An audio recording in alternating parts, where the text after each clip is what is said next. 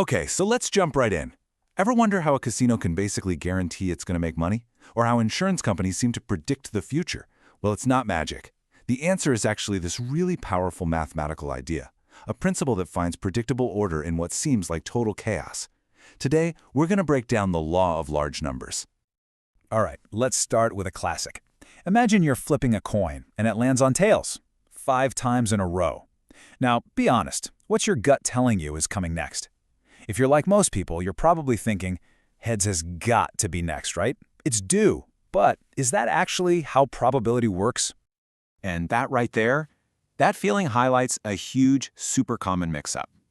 On one side, you've got this idea of the law of averages, which is really just a popular myth. It's the belief that things are due to happen to balance out quickly. But on the other side, we have the real deal, the law of large numbers. This is an actual mathematical law, and it says averages only get stable and predictable over, well, many, many trials. And today, we're definitely busting that myth. You know that feeling that heads is due?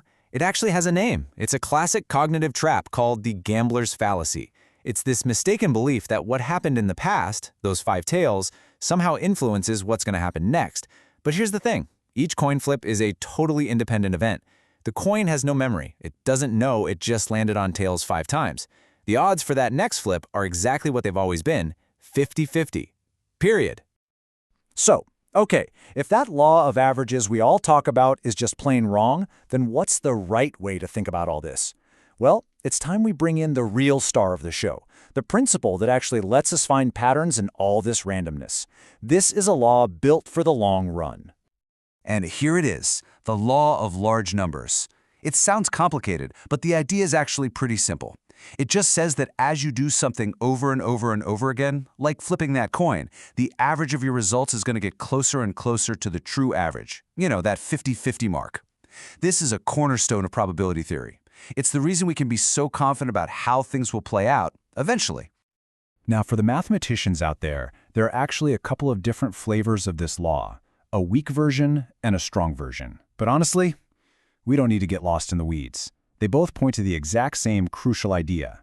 The more data you have, the more you repeat something, the more reliable and predictable the average becomes. It really is all about strength in numbers.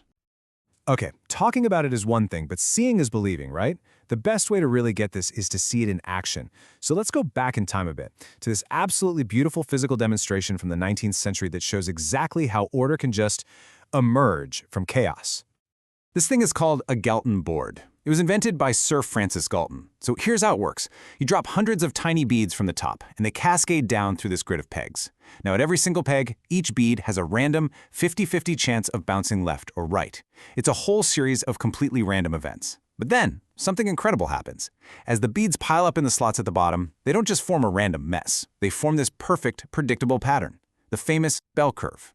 And you can just imagine how mind-blowing this was for Galton himself. He wrote about it with this sense of total awe.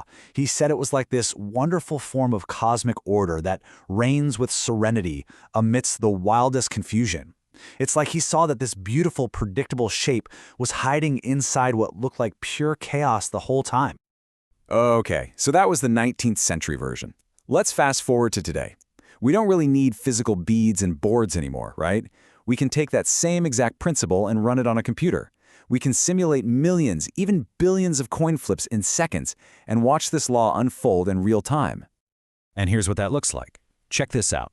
After just 10 flips, the running average is all over the place, way off from that 50% line. At 100 flips, okay, it's getting a little closer, it's starting to behave. But then look what happens after 10,000 flips. Boom, it's settled right on that true probability of 0.5. All that wildness at the beginning just gets, well, it gets swamped by the sheer amount of data.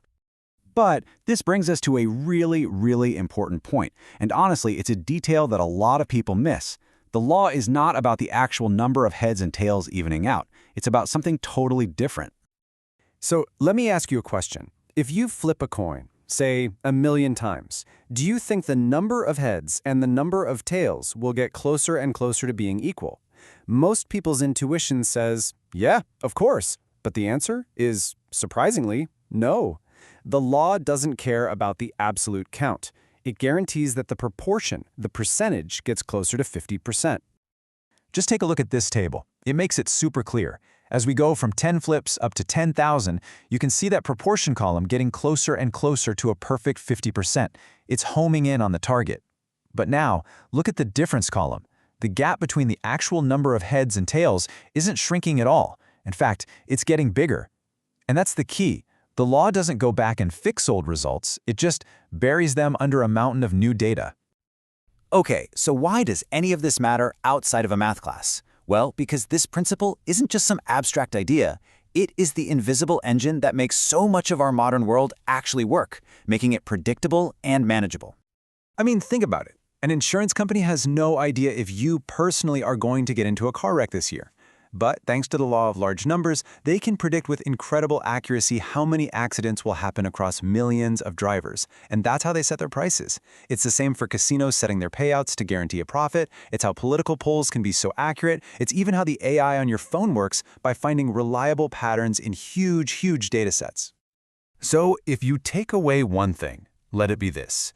In the short run, randomness rules. Individual events are just unpredictable.